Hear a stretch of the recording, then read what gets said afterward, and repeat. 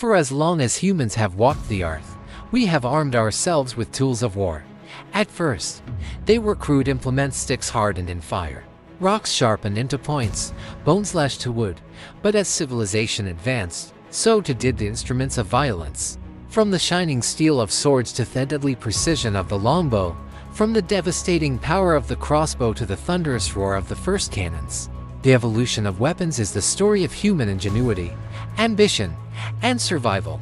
This is not just a tale of metal and wood, it is the story of how warfare reshaped kingdoms, toppled empires, and forever altered the fate of nations. Today, we will journey through the bloody timeline of weaponry, tracing its path from the clash of swords to the boom of gunpowder.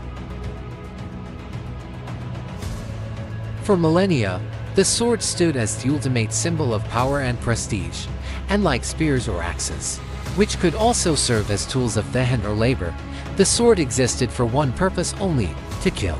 Forged in bronze, then in iron, and finally in steel, swords became emblems of warriors, kings, and empires. The Greeks perfected the short sword, the xiphos, a weapon of close combat.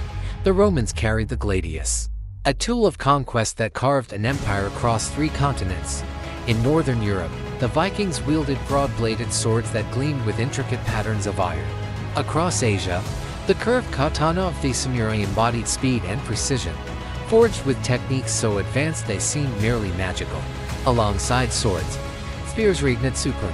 They were the simplest of weapons, a shaft of wood tipped with stone, bronze, or steel, yet simplicity was strength.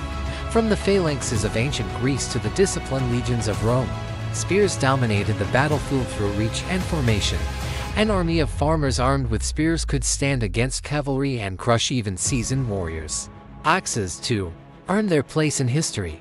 Heavy and brutal, the axe carried both symbolic and practical weight. From Viking raiders swinging double-edged bearded axes to medieval knights wielding poleaxes capable of piercing armor, axes were tools of terror, and like the elegance of the sword, the axe was raw, crushing, and unforgiving. These weapons defined the ancient and medieval worlds, but as armor improved, as castles rose, and as armies grew larger, new innovations were demanded. The bow was among humanity's earliest inventions. Simple yet devastating, it gave soldiers the ability to kill from a distance. For thousands of years, bows served hunters and warriors alike. But in the medieval world, the longbow rose to legendary status. Nowhere was this clearer than in England. The English longbow, a weapon of wood, stood as tall as the archer who wielded it. It required immense strength to draw, often over 100 pounds of force, but in return, it could pierce armor at 200 yards. In the hands of disciplined archers, the longbow could rain death upon advancing knights. At the Battle of Agincourt in 1415, the longbow earned eternal fame. A muddy field in France, thousands of heavily armored French knights, and a small, exhausted English army. Yet, when King Henry V's longbowmen unleashed their arrows, the French were slaughtered. Armor cracked, horses fell, and cows spread. The longbow had proven itself as a weapon that could shatter chivalry and decide the fate of kingdoms. But the longbow was not alone in its rise. The crossbow was older than men realized, first appearing in China around the 5th century BC.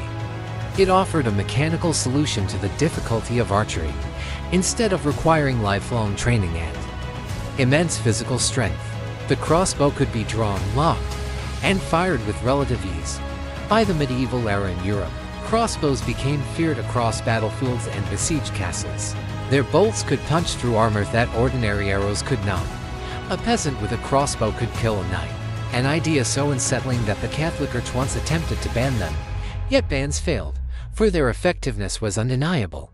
Crossbows transformed warfare, they empowered common soldiers, weakened the dominance of the knightly class, and altered the balance between noble and peasant. They also reshaped siege warfare, where defenders atop castle walls could fire down with deadly accuracy, making every approach a deadly gamble. Yet even as bows and crossbows reigned supreme, an even greater force was stirring in the East, one that would render both nearly obsolete. Gunpowder, invented in China during the 9th century, was initially used for fireworks and primitive explosives. but its potential as a weapon of war was quickly realized. By the 13th century, gunpowder spread westward along the Silk Road, reaching the Islamic world and eventually Europe. At first, cannons were crude, little more than iron or bronze tubes mounted on wooden frames. They were unreliable, dangerous to fire, and often as deadly to their crews as to the enemy. But with each decade, designs improved. Metal casting advanced, gunpowder mixtures became more stable, and tactics evolved. By the 14th century, the first true cannons appeared on European battlefields. At the Battle of Crécy in 1346, English forces used small cannons against the French, an early glimpse of a new age. Soon, these weapons grew larger and more destructive. No longer were castles and walls impregnable. Stone fortifications that had withstood centuries of siege could now be shattered in days. The fall of Constantinople in 1453 marked the true dawn of the Cannon Age. The Ottoman Empire, under Sultan Mehmed II, unleashed massive bombards against the ancient walls of the city. For weeks, thunder roared as stone walls crumbled beneath the power of gunpowder artillery. The age of the castle was over, and the age of gunpowder empires had begun. With cannons came muskets, arquebuses, and eventually rifles. The sword, the spear, the longbow all faded into obsolescence. No matter how sharp a blade, no matter how strong an archer, none could withstand the thunder of gunpowder. Yet these older weapons did not vanish overnight. Swords remained symbols of status, worn by officers long after firearms became dominant. Spears transformed into bayonets, still finding life on the battlefield. Bows lingered on the fringes, in distant cultures and among skilled hunters. But the tide had turned, the battlefield had changed forever. The evolution from sword to cannon was not simply a matter of technology, it reshaped society itself. Knights, once the supreme power of medieval Europe, saw their dominance eroded by peasant archers and common gunners. Castles, symbols of noble might, fell before the roar of bombards. Warfare became larger, more organized, more industrial. This shift also paved the way for the rise of nation-states. Armies grew beyond feudal levies and became professional forces, funded by taxation and led by monarchs. Gunpowder demanded new logistics, new training, and new economies. The world was becoming modern, and weapons were at the heart of that transformation. And so, from the clang of sword on shield to the thunder of cannon fire, the history of weaponry is a mirror of human history itself, each innovation changing the way we live, fight, and rule. The story of weapons is the story of civilization. Each blade forged, each bow strung, each cannon cast, represents more than just a tool of war. They are milestones on the long road of human progress, reflections of our ingenuity, and reminders of our capacity for destruction. From the gleam of a Roman gladius to the whisper of an arrow at Agincourt, from the snap of a crossbow bolt to the earth-shaking roar of a cannon at Constantinople, weapons have shaped the destiny of empires and the fate of humanity itself. And though the sword has fallen silent, though the bow rests unstrung, and though the old cannons lie rusting in forgotten fields, their echoes still remain in our stories, in our history, and in the very world they helped forge.